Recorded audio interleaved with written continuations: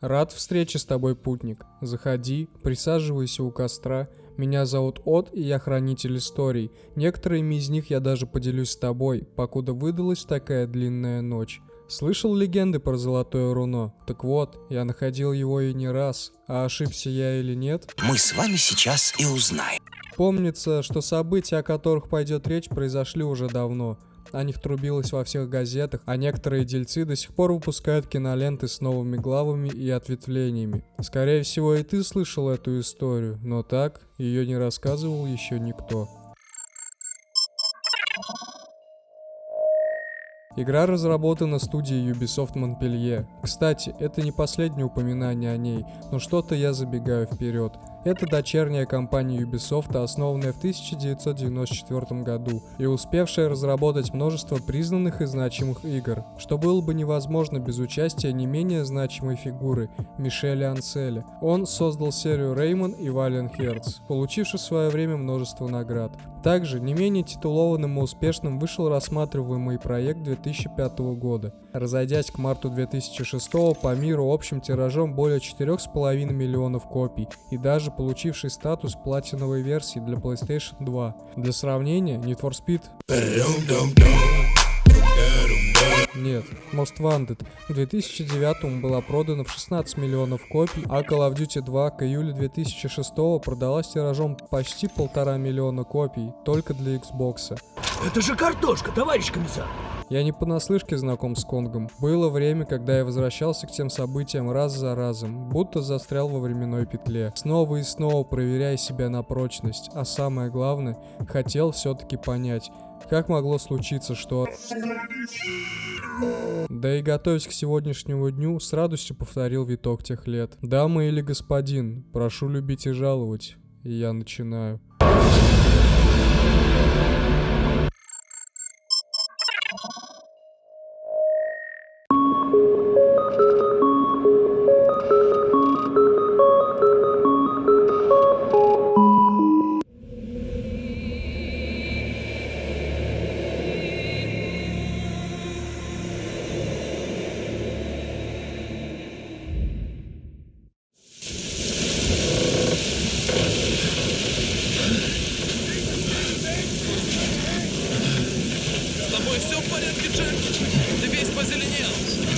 Все хорошо, мне уже лучше. Дэнк, ты псих! Нельзя зайти на берег в такую погоду. Там же 6-метровые волны. Вы сошли с ума, Энгхорн. Я потратил 8 недель на поиски этого острова. Не для того я проплыл 12 тысяч миль на вашем вонючем корабле, чтобы сейчас все бросить. Я высажусь на берег, чего бы мне это ни стоило. Съемочная группа отправилась на остров, несмотря на безрассудство Карла и бушующий шторм. В сумме это вряд ли могло сулить что-то хорошее, причем это ощущение становилось все сильнее. Чем ближе они подходили к берегу, тем более грозными становились волны, так и норовя сблизить лодки с россыпью прибрежных скал, а членов экипажа с неминуемой. Пока эту инициативу не перетянул на себя каменный топор просоленного палача, отрубивший сознание Джека. Шторм поутих. Океанские пучины стали более благосклонны к незваным гостям. Возможно, этому поспособствовало подобие извращенного ритуала жертвоприношения. Один из матросов погиб сразу. Волна не зря называлась ударной. Когда лодка перевернулась, его отшвырнуло прямо на заточенные водой, будто колья оград, каменные углы. Тело удалось выловить в надежде забрать домой, но вышло лишь упокоить его на чуждой и чужеродной земле без оградок, навеки, до первого прилива или прихода обитателей побережья.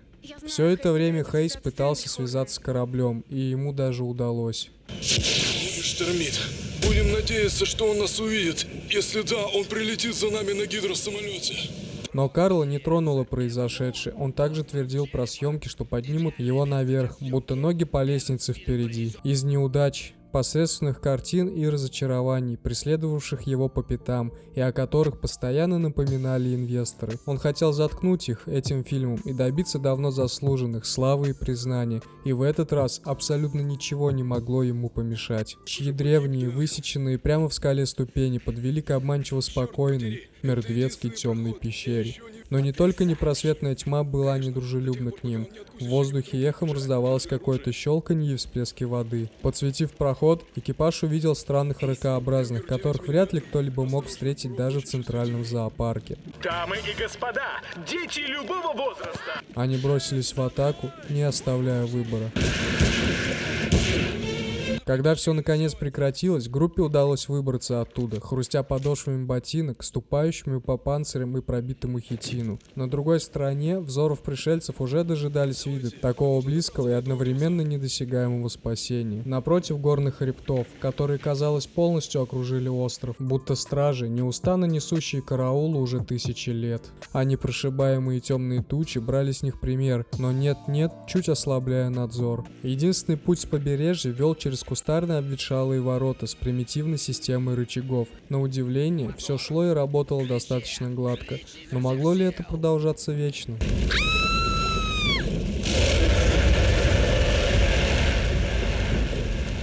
Господи! Берегись! На скрип механизмов из темных вод вышел с десяток крабов, заставших врасплох, не более, но оказалось, что это было только краткое вступление к основному действию. Какого черта? Что это? Древний тиран вышел наказать повинных в своем отчуждении от сна, чужаков, что забрели в его владение, так кстати, неутолимому голоду. Хейс и Карл не растерялись и впряглись в рычаги, пока Джек и Энн остались их прикрывать. Не лезь! 3 пары глаз были уставлены на беззащитных жертв, манящих владельца, заславших разум возможностью скорой трапезы, не озираясь по сторонам, что определенно сыграло на руку, взводящую затвор и нажимающую курок.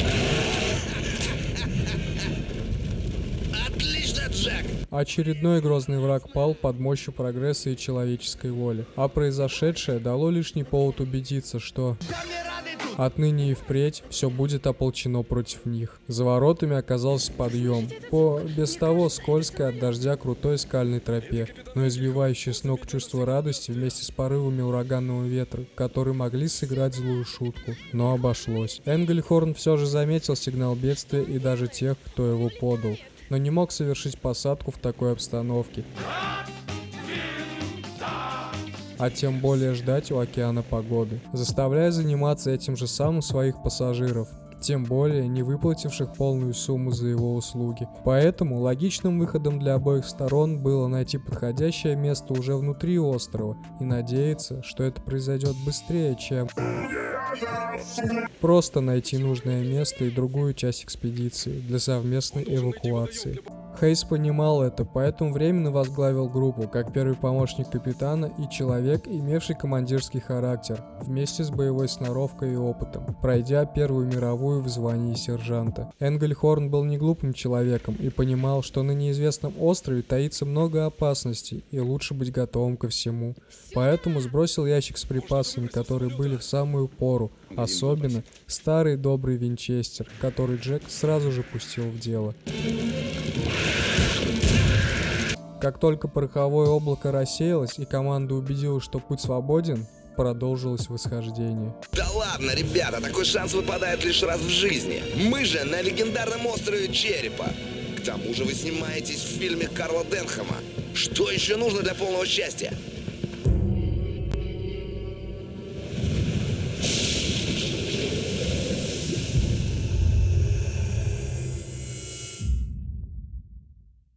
В небольшом заливе, зажатом между удручающих скал, группа замечает лодку Джимми и Престона, которые пытались пробиться к земле, но у бушевавшей непогоди были другие планы на них. Перед тем, как разминуться, группа договорилась, что встретится выше по берегу, если получится. Когда получится.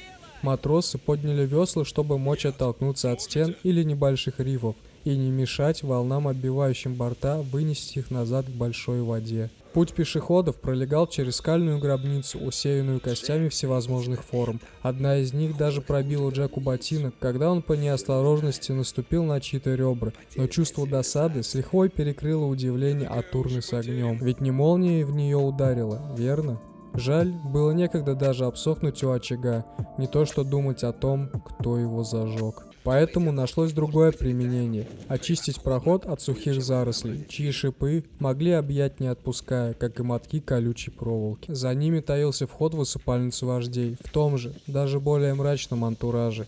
Как только группа переступила порог, со всех сторон начали доноситься быстрые ритмичные удары по каменной поверхности, разносимые и усиливаемые эхом покоев. Их облюбовали отвратительные, огромные сороконожки, хлынувшие из всех щелей, но в этот раз столь стремительное нападение не прошло бесследно, оставив на память по несколько рваных ран и шрамов каждому. Больше всех досталось Карлу, но его рвение было лучшим лекарем и стимулом двигаться дальше. Проем, из которого выползли последние твари, вывел к лестнице на второй ярус погоста, где стало окончательно ясно, откуда столько костей и кто этим промышляет. Добавок к хитину и хелицерам извивающихся тушек прибавились стремительно пикирующие, разрезающие воздух крылья и усеянная клыками пасть, разрывающая плоть всех зазевавшихся. Но в таком месте было невозможно расслабиться. Путь на другую сторону пропасти был проложен по невнушающим доверия мосткам из связанных стволов молодых, но сейчас уже почти сгнивших деревцев. Как только Джек сошел с них, услышал позади предательский треск,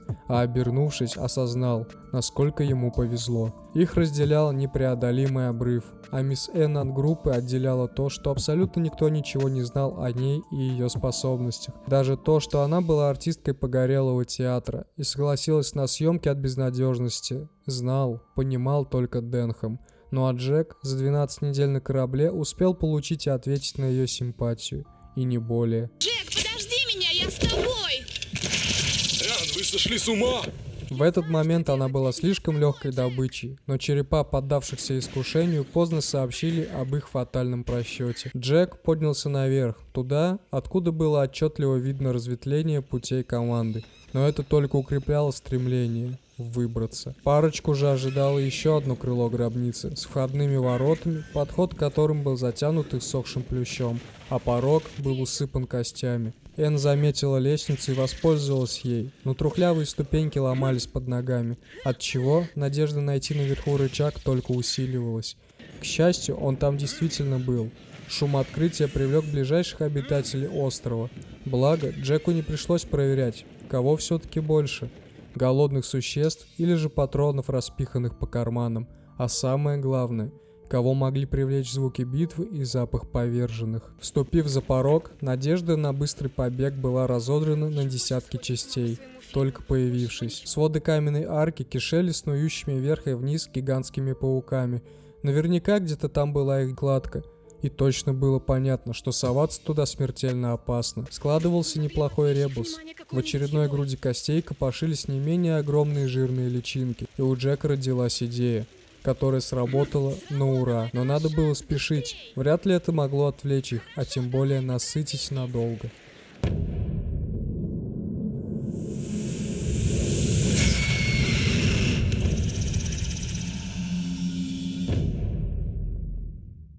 Принятое издалека нагромождение скал оказалось исполинских размеров стеной, подле которого когда-то было разбито поселение, и тем неспокойнее было от догадки, что она была выстроена далеко не для красоты. Строения выглядели достаточно заброшенными. У Джека в голове промелькнуло словосочетание «Старый остров». Да, именно оно подходило больше всего для этих мест. Поэтому свободно разгуливающие твари и вездесущие заросли перестали вызывать какое-либо удивление. Пусть и прошло всего лишь несколько часов от высадки. Наверху одной из площадок была зажжена урна, чей огонь было принято позаимствовать в очередной раз для создания локального очага хаоса. Плыви!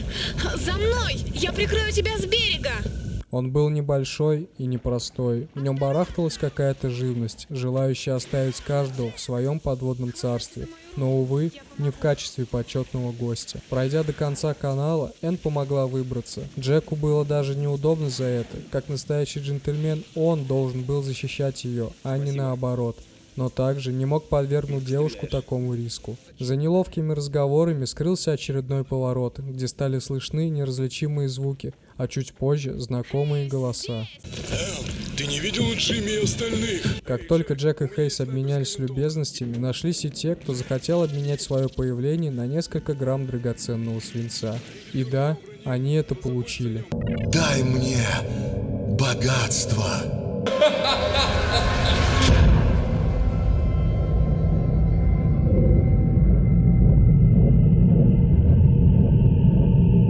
Каменные глыбы были испещрены расколами поменьше, но в этот раз даже не было злополучных мостиков для перехода, только один откидной, которым уже занялся Денхэм. Поблагодарив и обнадежив друг друга скорой встречи, они пошли в одну сторону, веря, что это скоро произойдет.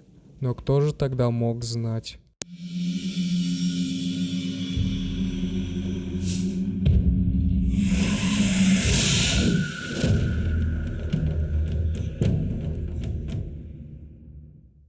Особенности рельефа диктовали свои правила для всех, и с этим было необходимо смириться или подчинить под себя, как это сделали местные жители. Чем ближе смельчаки подбирались к стене, тем менее дикими и пустыми казались земли. Вокруг проглядывались врезанные в скалы колонны и своего рода помещения. Некоторые из них переходили в коридоры или ветвящиеся тоннели и соединялись с пещерами. Снаружи каменные урны и постройки из массивных блоков, а также какие-то выемки в горной породе, наподобие тех, что видели в скальной гробнице. Деревянные конструкции и вышки, разные идолы. А самое главное, увеличилось число столбов устрашения с жертвами. Конечно, не хотелось бы оказаться на их месте. А вот и ров с мостом. Не хватало только дракона, ведь принцесса есть. А Джек при необходимости был готов стать тем самым рыцарем. Неужели в театрах необходима такая подготовка? Пусть он и был писателем и сценаристом, но никогда бы не мог подумать, что на реализацию его истории требуется столько сил. Отчего даже немного стало неудобно перед актерами. Он считал, что сейчас лучше потратить время и силы на эти размышления, чем на осознание того, что он опять по пояс в холодной воде, и если его не убьют туземцы или местные твари, то точно застанет чехотка. Да, при том, что это был не один ров, а один из первых. Энн направилась ко второму рычагу. После не последовало ни шороха. Джек начал нешуточно переживать, но на душе стало легче, когда ворота зашлись характерным звуком дротиков, впивающихся в шею.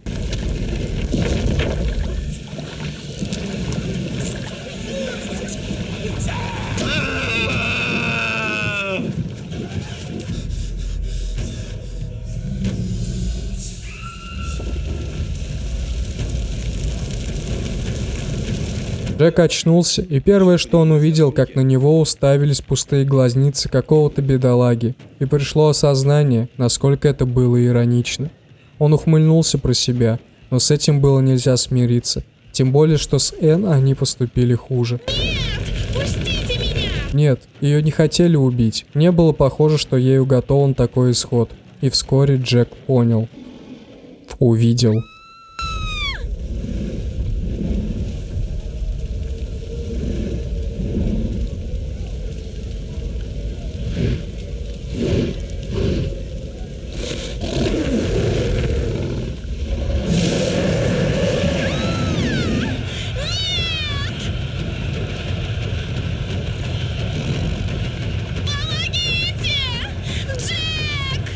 Это была огромная горилла, отчего рева, разбавленного женскими криками и барабанного боя дикарей, стало по-настоящему жутко. Ее пленили и передали новому хозяину, как плату, но не могла справедливость обделить их, надеялся Джек. На этом острове было не так много работы для нее. Многих усилий стоило собраться с мыслями и принять произошедшее, но больше их потребовалось на то, чтобы поверить в дальнейшее. Он развязал Джеку руки, и уже вместе они отправились в джунгли. В плане было быстро и незаметно, но горящие стрелы дикарей и сияющие клыки Конга освещали их путь. Увы, на этом чудеса не закончились. Когда они подобрались к очередной преграде, делящей жизнь на до и после, случилось то, что явно могло встать на незавидную чашу весов. Ворота уже были почти готовы к тому, чтобы их открыли, но внезапно зашуршали заросли кустарника, а затем из них появилась ожившая картинка из музея палеонтологии. Только она пришла далеко не поведать о себе, а пообедать героями. Но не она первая, не она последняя. Миссия по эвакуации с острова была отложена. Сперва было необходимо спасти принцессу.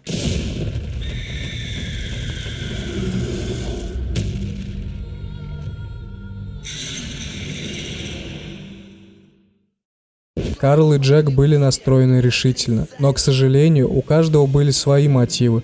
Хорошо, что пока они пересекались, и даже удалось близко подобраться к целям.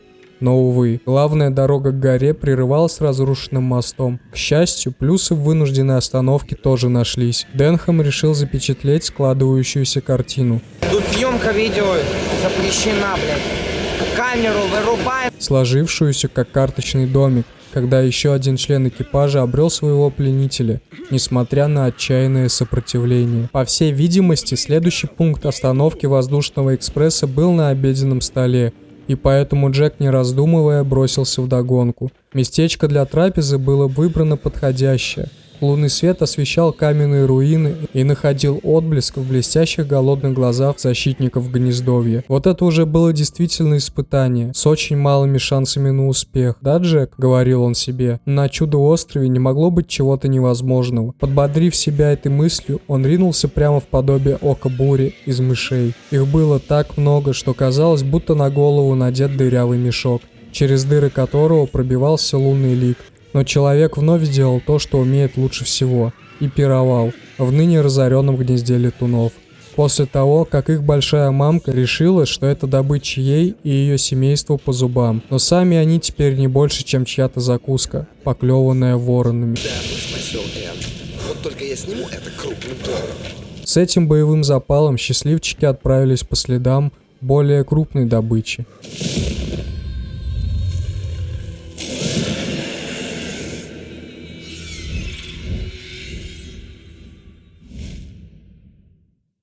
Путники вышли к заброшенным ходам и столкнулись с невольными стражами руин, ускорив их незавидную, но уже обыденную участь, заплатив кровью за проход.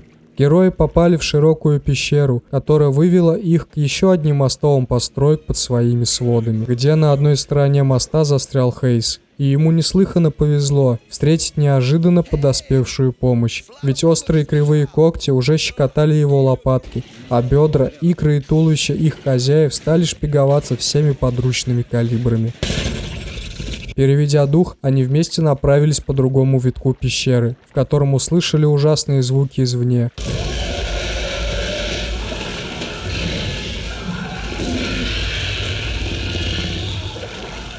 Это Престон и его команда. Престон! Джимми, вы здесь? Но это был не Конг, а что-то другое, не уступающее ему в свирепости. Но даже при этом, завидев небольшой очаг, их мышцы и кости вымолили несколько минут отдыха, в надежде переждать непогоду или хотя бы разминуться с источником леденящего душу рева.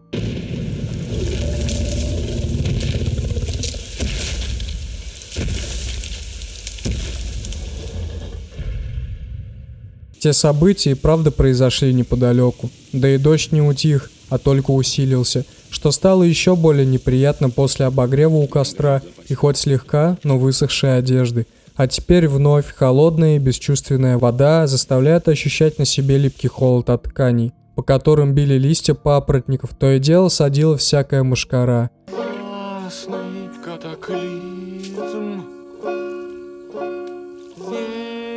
землетрясение стряхнуло утлый плод. И неустанного чавканья ботинок в грязи. Все внутреннее существо героев сковывало движение тела и просило вернуться в хорошее место. Но вскоре и оно продрогло до своей сути, и больше к ним не возвращалось. Престон, мы здесь! Карл! Здесь какое-то невиданное! Я не знаю, как назвать! Какое-то доисторическое чудище! Мы убежали, но оно все еще неподалеку! Беги, Джимми, беги!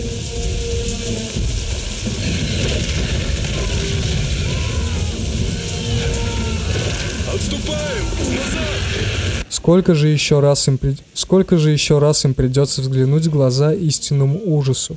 В ответ на этот вопрос в них не было видно ничего, кроме насмешки и ожидания скорейшего пира. Хейс и Карл по отработанной негласной стратегии впряглись в систему рычагов, а Джек принял на себя роль Тореадора. У него мозг грецкий орех. Чемпион мира по тупости, я вам говорю. Но даже когда план успешно исполнился, за воротами не оказалось благостного спасения. Мы долго не продержимся! Назад, все назад!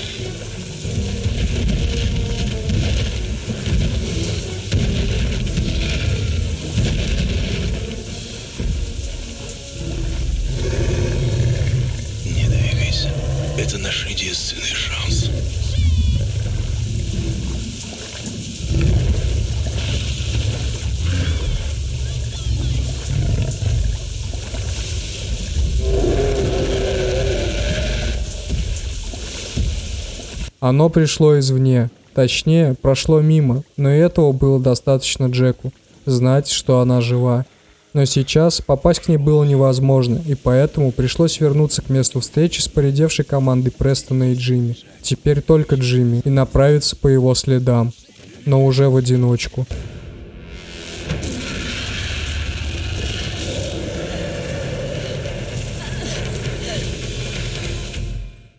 Первобытные джунгли кишели множеством находок и важнейших научных открытий, скрывающихся за каждым кустом. Могла ли одинокая жертва рассчитывать на спокойный проход? Ответ был необычайно очевиден, но до боли так ошибочен.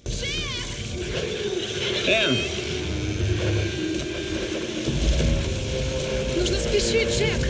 Он гонится за мной. Джек не мог допустить снова ее потерять, и, не обращая внимания на рычание сзади, ринулся на крики вперед. Подлый виток сценария повторился. Шум привлек охотившуюся неподалеку стаю мышей, во главе с мамашей. Но на этот раз вопрос чести встал не только для Джека.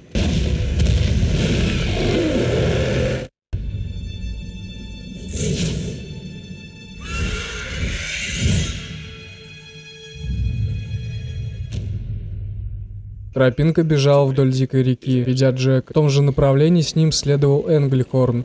Наконец-то удачи! Он до сих пор старался найти их и никак не мог успокоиться. Джек проникся этим. С первого взгляда капитан составлял совсем противоположное впечатление, и от него ожидалось, что он даже не станет организовывать поиски. Возможно, только Хейс знал его настоящего и был уверен в этом. Берег вздымался до существенной высоты, и теперь не оставалось права на совершение даже одного необдуманного шага. Краем глаза при подъеме Джек заметил небольшой водопад, а пройдя к нему, распластанный на камнях труп. Это явно был один из матросов. Брэд? Нет. Джек не знал его имени, и исправлять ситуацию было бы уже слишком поздно. В отличие от моряка, у него не было времени дрейфовать в штиле. Ему еще следовало найти Энн. Между ними и прямо перед ним простилалась пропасть, которую предстояло преодолеть по мосткам, в чьей надежности довелось убедиться.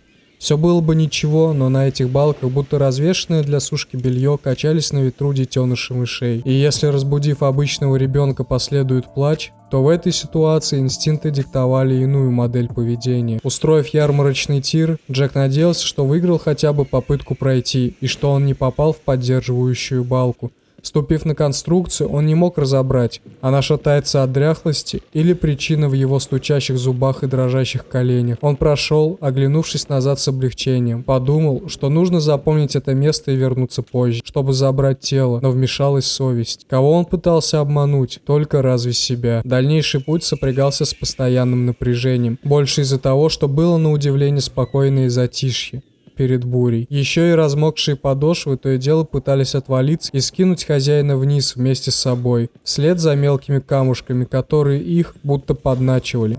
Уберечь от этого смогли только торчащие толстые корни из отвесной стены. Хватался крепче Джек только за жизнь. Тропинка вдоль обрыва привела к завораживающему зрелищу – миграции доисторических гигантов. Повезло, что они не увидели Джека или просто не подчинились обычаям этого острова из-за своей мирной натуры. В любом случае, он не мог оторвать от них глаз, пораженный увиденным, отчего не сильно хотелось уходить, но было обязательно и чем можно скорее.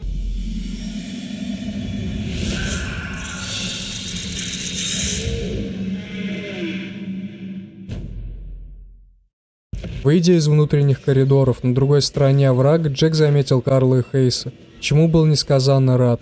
Но это чувство подпортили назойливые обитатели, которых пришлось устранить. Это время пришло незаметно быстро, но что могло быть лучше, чем помочь родственным душам, которые поступили бы так же для него. Они ушли дальше, и он последовал на опережение, через витиеватую систему пещерных ходов, что будто дороги Рима привели к встрече.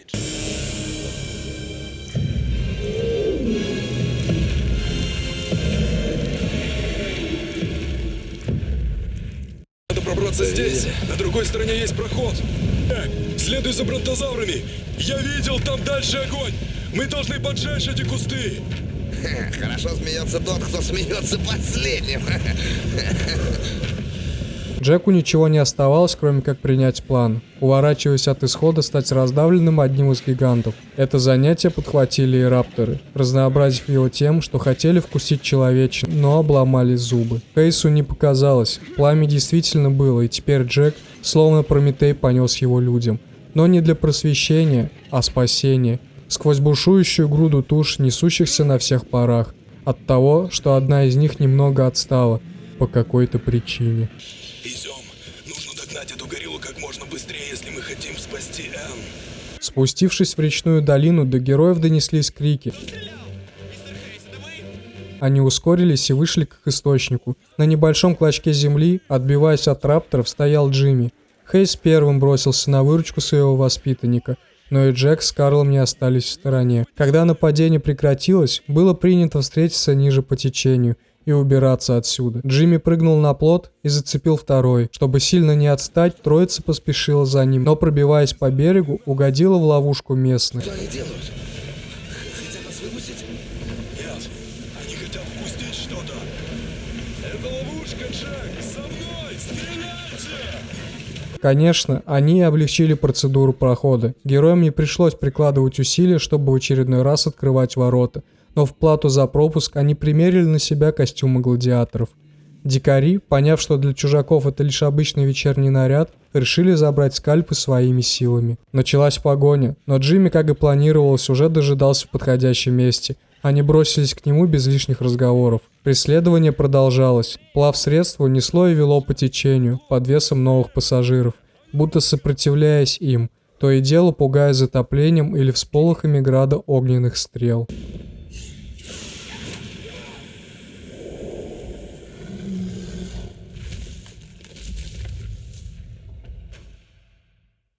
Но местные оказались не так просты. Они нагнали их на порогах и менять своих намерений не собирались. Тем более, видимо, что это была не поимка туристов, а защита территории. Не оставалось ничего, кроме превышенных мер самообороны, повлекших за собой путь к свободе.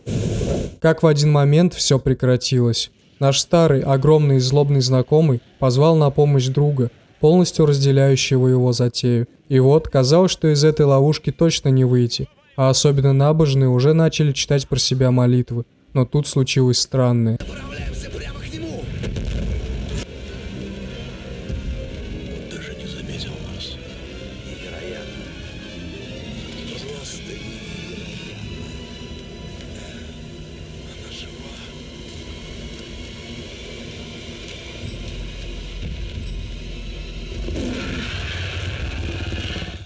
Наши первооткрыватели зашли почти в самое сердце острова, в предсердие, заполненное зыбкими землями и гиблыми топями, чье спокойное илистое дно было взбудоражено и поднято к поверхности и без того мутной воды.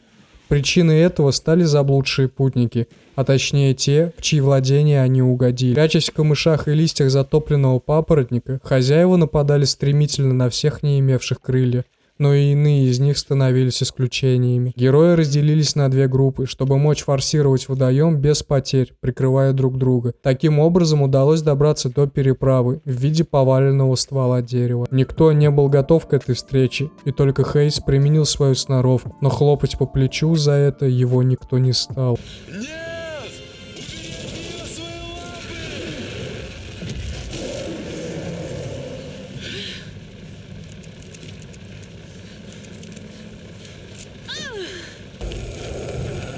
Окей, уже перезаряжен.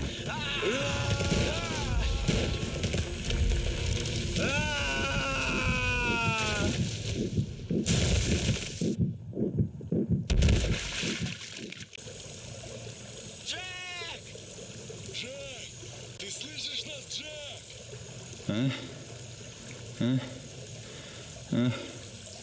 Я здесь! Радовало лишь то, что все смогли отогнать засевшую глубоко дурную мысль.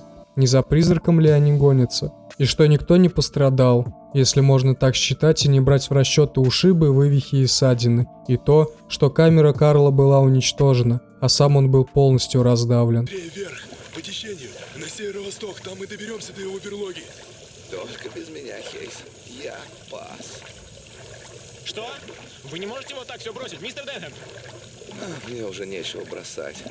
Я уже все потерял. Камеру, пленки. Мне надо побыть одному. Я пойду вниз по течению, постараюсь добраться до Венча.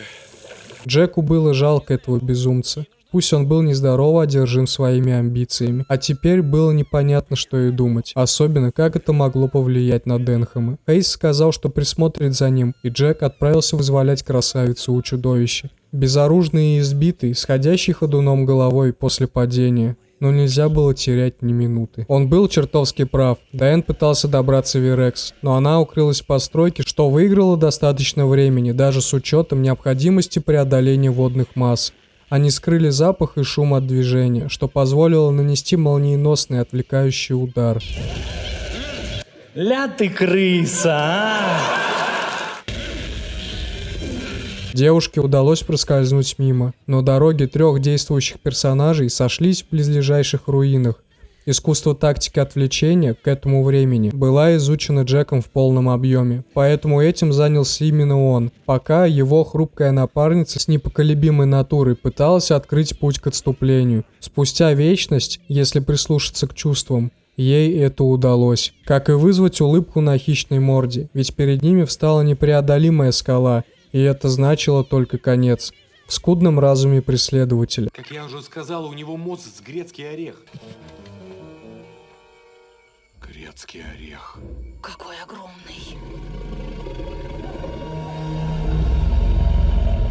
Они забрались на небольшой выступ, уводящий вглубь скалы, где никакая напасть не смогла бы их достать. Но все же не было чувства облегчения, только удивление. Ведь они встретили там Джимми и Хейса. Карл действительно ушел в одиночку. Но как его могли отпустить? В любом случае, была надежда вскоре догнать его или встретить у корабля. Ничего не могло помешать им вернуться домой.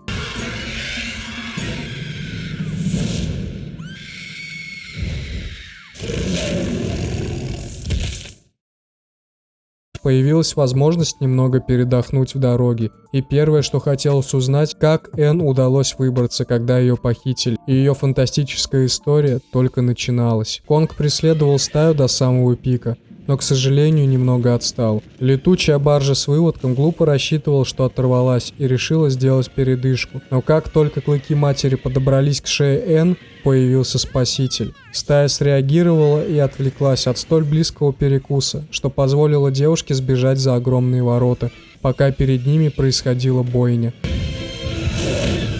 Она сама не понимала, как ей удалось оттуда выбраться и куда неслись ноги, но пожалела об этом, когда почувствовала погоню, и только знакомый топот мог подарить ей надежду на избежание смерти. Но тогда еще не понимала этого, призналась она, и была крайне обессилена тем, что снова оказалась в неволе.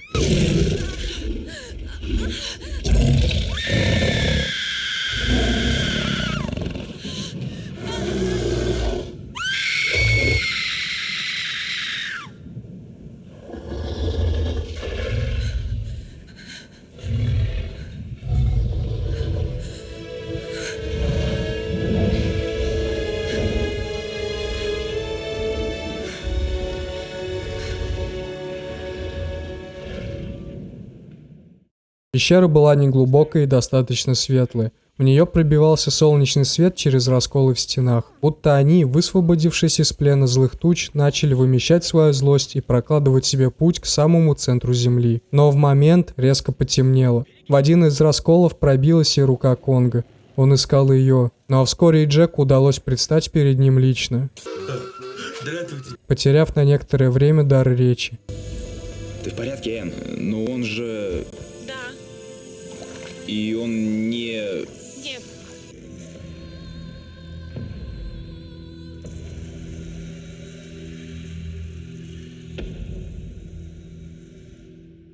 Дальнейшее ползание по сырым тоннелям выдалось на удивление спокойным, а это значило, что публика требовала от артиста продолжения, а он не видел никаких причин против. Энн рассказала, что Конг шел уверенной походкой вперед, не было выбора и сил сопротивляться, давно поняв, что это бесполезно. Только произошло то, что приободрило ее. Она услышала крики, выстрелы и дикий рев. Тогда появилась надежда, что это члены команды и что они побеждают в схватке. Будто услышав эти мысли, Конг бросился в ту сторону. Он не любил конфликты, особенно когда они происходили близко к его территории. Но здесь была немного иная ситуация. Это были новые люди, и их намерения были неизвестны. Конг отпустил пленницу, и началась борьба. Конечно, Энн попыталась бежать в этот момент, и даже преуспела в том, чтобы попасть в охотничьи земли Тирексов. Но мохнатый и гигантский ангел-хранитель уже спешил на помощь.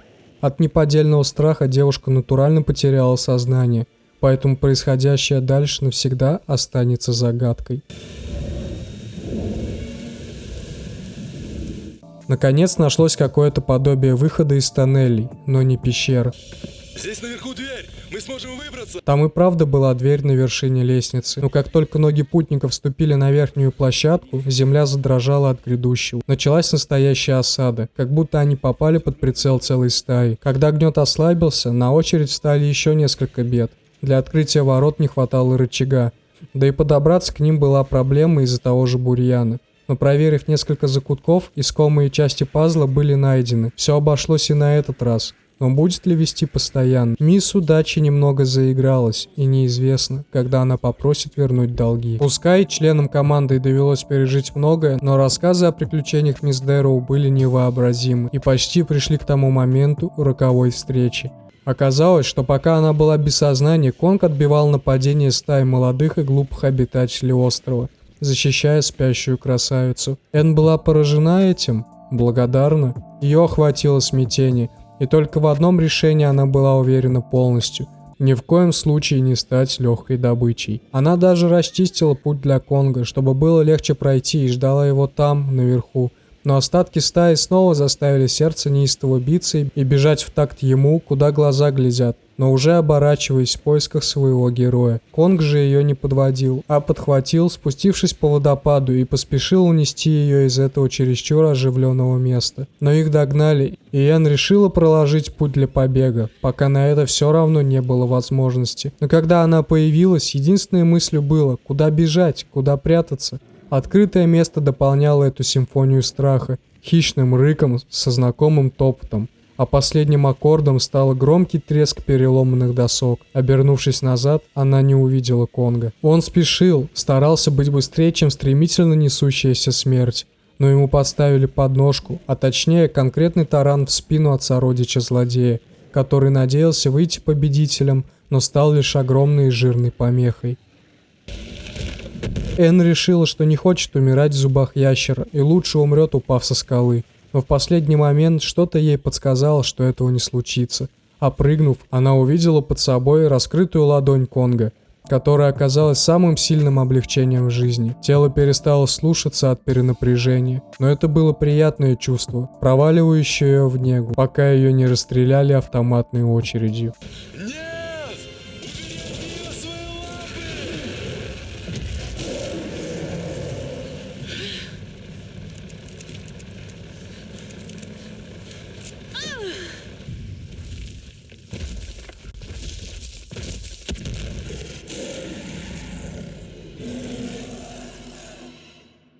Вернувшись в топе, героев застал крайне будоражащий звук моторов водоплана Энгельхорна. Показывает нам дорогу. Он хочет куда-то нас направить. Кажется, он нашел водоем, где он сможет приземлиться. Наверное, это с другой стороны болота. Идем. Слышали? Это шум двигателя. Это Энгельхорн. Быстрее! Так, смотри, вода. Он сможет здесь приземлиться. Ура! Энгельхорн!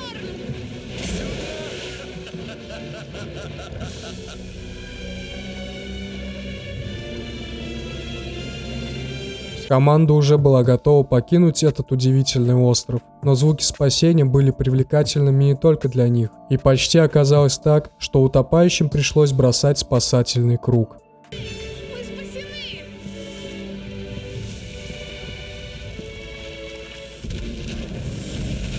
Берегитесь!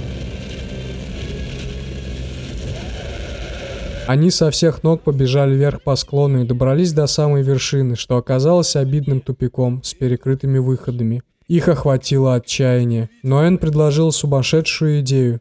призвать Конга. Хейс решил, что мисс Дэрроу сошла с ума от происходящего, но это казалось самым рациональным планом в условиях отсутствия времени и сил на пререкание. Энн полезла на колонну. Опираясь на дикарские практики, она подожгла сигнальную урну и стала выкрикивать его имя. После этого оставалось только ждать. Мучительно отсчитывать каждое моргание глаз, причем не своих. Теперь уже точно, все было почти предрешено. Либо произойдет чудо, либо трогательный конец, которого удалось только раз избежать. Жалко только не всем. И повезет лишь тому, кто встретится с участью первый.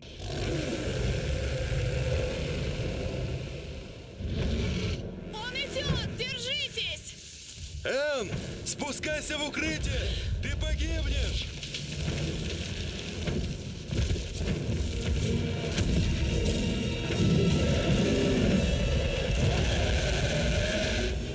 Энн, прячься! Было непонятно, кого благодарить за то, что он пришел, и можно ли было ожидать помощи, но девушка яро верила в это, подбадривая всех остальных, поэтому не сопротивлялась и не убегала, когда он взял ее в руку, когда Хейс воспринял ситуацию в корне неверно. Нет! Убери от нее свои лапы!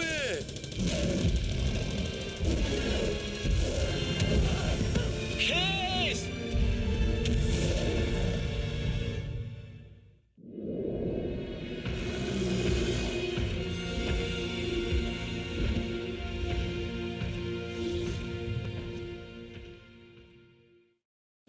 Джимми, я же говорил тебе остаться.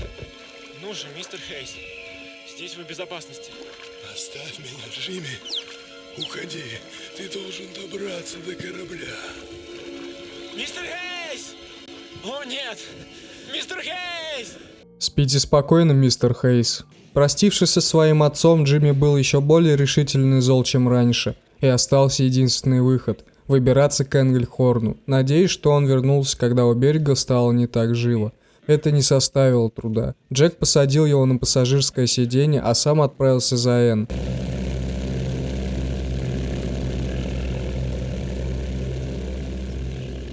На этот раз Джек вовсе остался один на один с этим чудо-островом, и ему предстоял путь на вершину горы Короля. Ничего не помешало ему приблизиться к своей цели. Возникающие помехи быстро глушились отточенными рефлексами. Джек! Подожди здесь, я приду к тебе.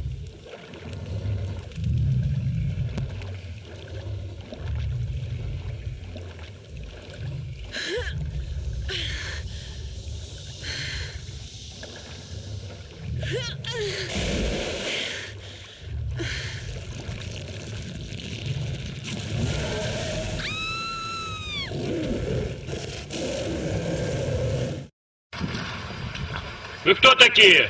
Я вас не звал! Эти водяные гады прибыли в таком количестве, будто изначально собирались напасть на самого хозяина. Джеку и Энн пришлось забраться как можно выше по лианам и стать невольными участниками противостояния двух царств, боясь пошевелиться, чтобы не спровоцировать ни одну из сторон. Они внимательно наблюдали, выжидая момент для побега, и он настал, когда истинный царь защитил свой престол. Это одновременно радовало и пугало, ведь теперь все внимание было уделено беглецам. Пара посчитала верным выходом прыгнуть со скалы в воду. На самом деле, это был опрометчивый поступок. Ну чё, народ, погнали! Но хотя бы появлялась возможность оторваться и затеряться в джунглях. Спасибо За что? за то, что не бросил меня. Я не знала, что сценаристы такие смелые. Я тоже. Думаешь, он не оставит нас в покое? Можешь не сомневаться. Что будем делать? Оставь его в покое. Перестань относиться к нему как к чудовищу. Он не опасен. Нам всем нужно выбраться с этого острова как можно быстрее. Нам здесь не место. Но перед ними возник лишь потерянный Конг.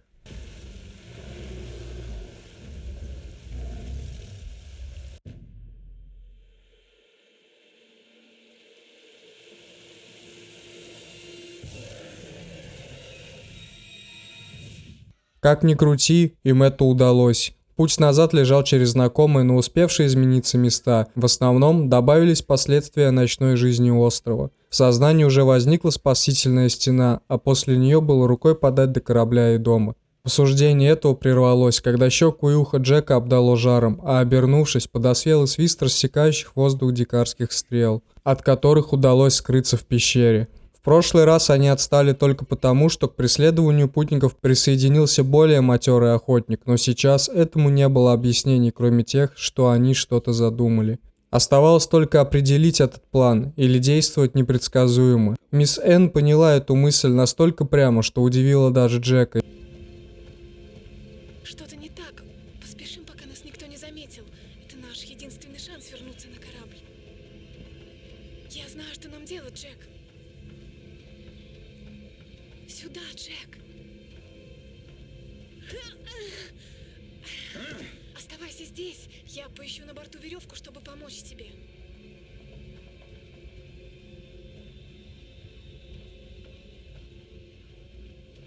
Энн, я хочу тебе сказать, что... Что ты хочешь мне сказать? Джек! Энн! Назад! Это ловушка! Энн! Он понял затею местных, и его ноги слегка подкосились от чувства неизбежной разлуки.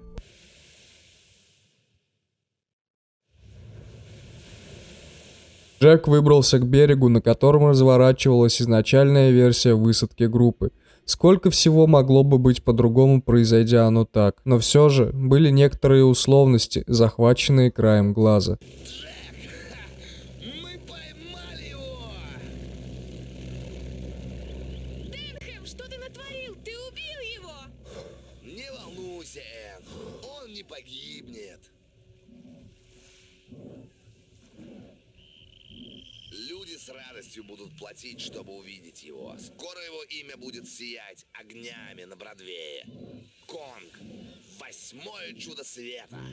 Будучи уже на пути в Нью-Йорк, Энн рассказала, как она оказалась тут. Да и сам Джек был бы рад поделиться историей возвращения, но только не знал ее. Будто остров вдоволь напитался им и выплюнул остатки, чтобы тот смог убраться и не возвращаться сюда никогда. Она вновь оказалась в плену, за могучими стенами в самом центре последнего поселения дикарей. Но в этот раз не в качестве жертвы, а приманки для него самого. Энн была у черного входа в деревню и могла только слышать происходящее рядом, но она и не хотела бы это видеть. Яростное рычание, дикие выкрики туземцев, наполненные болью и страхом, затмевающий барабанный бой и звук рвущихся связок и ломающихся костей, что передавались отчетливо для понимания, вместе с громкими ударами каменных поверхностей. Кто вышел победителем, был вопрос риторический. Конг освободил ее и понесся прочь от этого места. Но она как будто чувствовала что-то неладное и просила его остановиться, не идти к берегу. И было похоже на то, что будто он ее понимал. Но не мог поверить словам, а когда начались действия, стало поздно.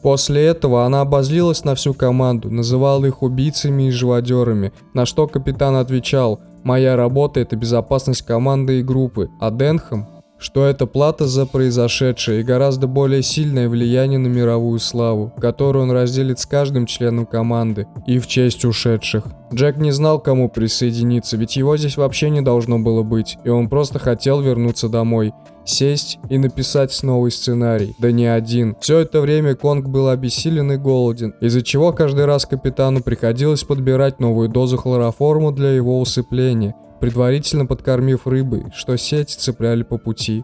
Энн было стыдно смотреть в глаза монстру, а остальным в ее. Джек и Джимми, вот с кем хоть как-то общалась Энн, но парень отстранился от всех и почти не выходил из трюма. Его можно было понять, а Джек не раз успел спасти ей жизнь, и она не могла не поблагодарить за тот случай в руинах отдельно, ведь тогда ей было вообще не на кого рассчитывать.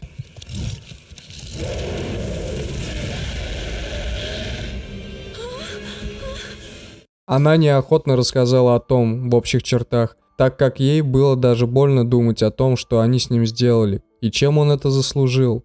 Перед встречей в руинах Конг провел ее через поселение у края мира, в котором были вовсе не рады их появлению, с незамедлительными ответными действиями. Видимо, поэтому ее и сделали приманкой. Но как они могли рассчитывать на поимку Конга? Ведь одна ситуация после смерти Хейса была красноречивее всех. Когда Вирекс сбил их на утесе, настал черед ожесточенной битвы. Ближе к концу туда слетелись падальщики, но перед набиванием брюха решили прихватить сувенир. Желающих заполучить его было больше, чем обычно, и Конгу пришлось сражаться сразу с несколькими стаями. А потом казалось, что начался небольшой антракт, и наконец-то все будет спокойно. Но их настигла стая вирексов, оставив вместо себя раздолье для всего острова. До прибытия домой они еще общались какое-то время. Ну как? Перекидывались стандартными фразами по несколько раз в день, и то, когда встречались в узких отсеках авантюры. А когда капитан сказал, что до Нью-Йорка примерно недели, ее и вовсе подменили. После прибытия в город Энн перестала выходить на связь даже с Джеком, и никто о ней ничего более не слышал. Только то, что теперь она не пропадет. Ведь девушка отказывалась от всех встреч и предложений Денхэма, а узнав о предстоящем шоу, вовсе выбежала из театра, хлопнув дверью. 3 месяца пути показались просто мгновением, за которые успели оплакать членов команды, вспомнить и ужаснуться пережитым, о многом пожалеть и соскучиться по спокойному миру и ночному образу жизни с музыкой, людским шумом, сиренами пожарных и полицейских. Но вот, никто не мог предположить, что очередной вой сирен укутает город из-за них.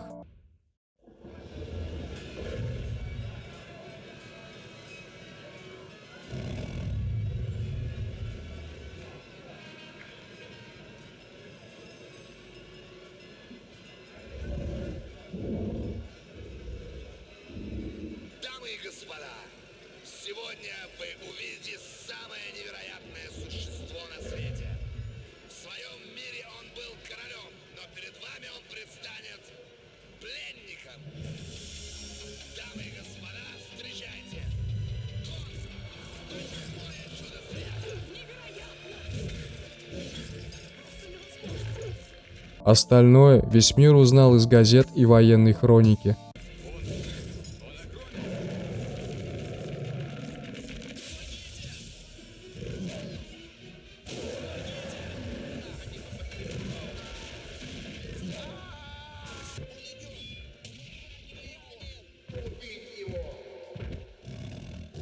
У него ничего не выйдет. Пристрелите его.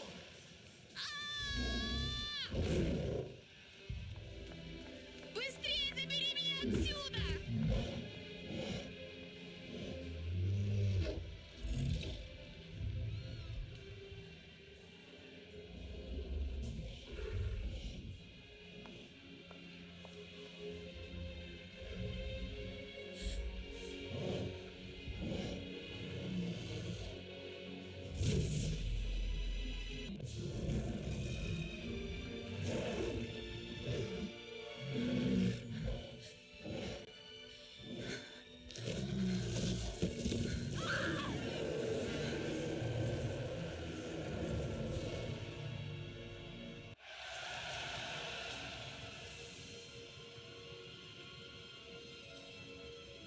Проходите. Представление окончилось. Самолетом удалось его прикончить. Это были не самолеты. Красавица убила чудовище.